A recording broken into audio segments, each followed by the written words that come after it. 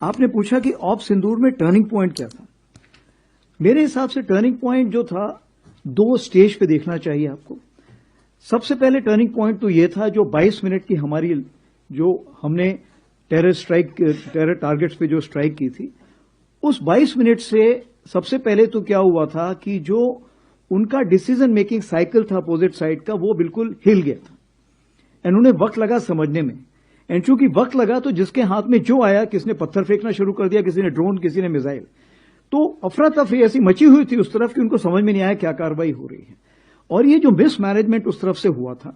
उसको हमने calibrated response दिया, ताकि हम लड़ाई को आगे नहीं बढ़ाना चाहते थे, क्योंकि हमारा जो पॉलिटिको मिलिट्री एम था वो हमने पा लिया था। दूसरा जो टर्निंग पॉइंट था, जो मैं शायद यहां पे खुले में ना बता पाऊं, बट 10 तारीख को सवेरे कुछ ऐसे निर्देश तीनों सेनाओं को दे दिए गए थे कि अगर ये लड़ाई आगे बढ़ती तो इसमें क्या होना था, वो जिसको समझ में आना था उसकी समझ में आ चुका था। तो चूंकि उसके समझ में आ चुका था, इसीलिए फिर जैसे कि 9:30 के आसपास हमारे डीजीएमओ उस टाइम गई साहब थे, वो यहां बैठे हुए हैं, और उस चीज को मद्देनजर रखते हुए, उस चीज को समझते हुए, क्यों उनके पास सैटेलाइट से एक पूरी खबर थी कि कौन सा शिप, कौन सा स्ट्राइक कोर या पिवेट कोर या कौन सा एयरक्राफ्ट कहां मूव कर रहा है। इस सारी खबर को जब उन्होंने, जिसको हम बोलते कनेक्टिंग द डॉट्स, जब उन्होंने डॉट्स कनेक्ट किए तो उन्होंने बोला अभी समय आ गया है इस लड़ाई को यहां पे रोकना।